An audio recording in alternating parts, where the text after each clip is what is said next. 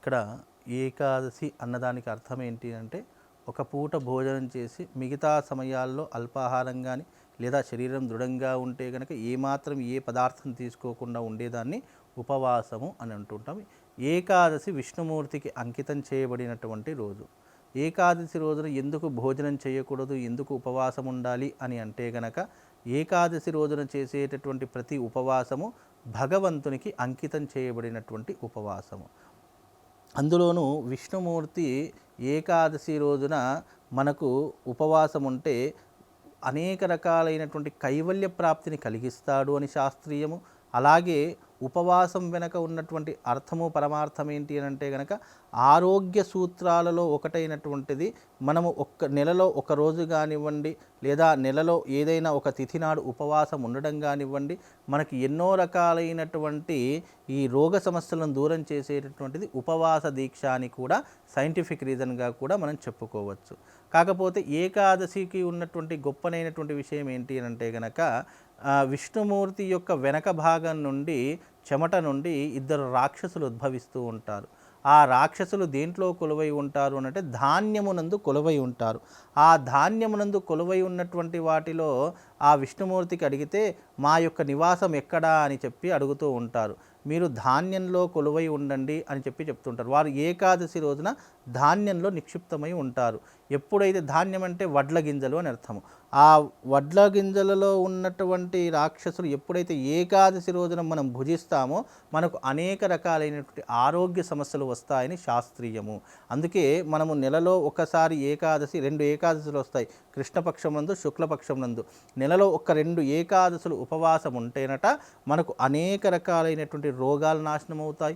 అలాగే విష్ణుమూర్తి ప్రీతిగా మనం ఉపవాసం ఉండడం ద్వారా కైవల్య ప్రాప్తి కలుగుతూ ఉంటుంది. అలాగే పుణ్యము పురుషార్థము కలుగుతూ ఉంటాయి. ఉపవాస దీక్ష వల్ల ఎనలేనటువంటి ఒక ఎనర్జీ, పాజిటివ్ ఎనర్జీ కూడా మనకు చేరేటటువంటి అవకాశం ఉంటుంది.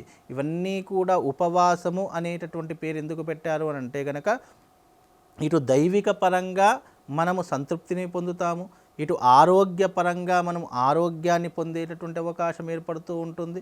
ప్రతి ఒక్కటి శాస్త్రానికి అలాగే సైన్స్కి రెండిటికి కూడా చాలా దగ్గరి సంబంధాలు ఉంటూ ఉంటాయి. అందుకే ఈ యొక్క శాస్త్రీయ దృక్పథంలో ఉపవాసానికి కూడా ఒక ప్రత్యేకమైనటువంటి ప్రాముఖ్యత ఉంటుంది.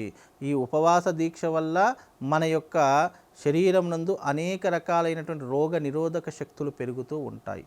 అదొక రీజన్ అయితే, ఈ యొక్క ఏకాదశి విష్ణుమూర్తికి అంకితం చేయబడింది కాబట్టి ఆ రోజున విష్ణుమూర్తిని ఆరాధించడము, తులసీ దళాలతో పూజించడము, ప్రత్యేకంగా ఆ రోజున సత్యనారాయణ స్వామి వారి యొక్క వ్రతాలు చేసుకోవడము, ఇవన్నీ కూడా చేసుకుంటూ ఉపవాస దీక్షను ఉండడం ద్వారా మనకు అనేక రకాల ప్రయోజనాలతో పాటు అనేక రకాలైనటువంటి దైవికం యొక్క సహాయ సహకారాలు అందుతాయి.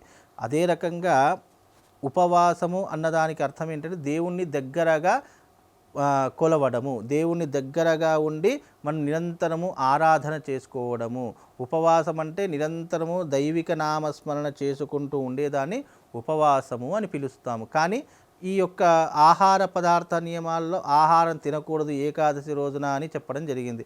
ఆహారం తినకూడదు అని ఎందుకు చెప్తారు అంటే, మనం కడుపు నిండా భోజనం చేసి దేవతార్చన చేశామనుకోండి, ఆవలింతలు వస్తూ ఉంటాయి. మనము దేవతార్చనలో ఆవలింతలు తీసి పూజ చేయకూడదు. అలా చేస్తే దోషభూయిష్టము అని శాస్త్రం చెప్పింది. అందుకే మనము ఎప్పుడైతే భగవతారాధన చేస్తామో ఆ సమయంలో ఉపవాసం ఉండడం వల్ల శరీరం చాలా దృఢంగా నిలబడుతూ ఉంటుంది.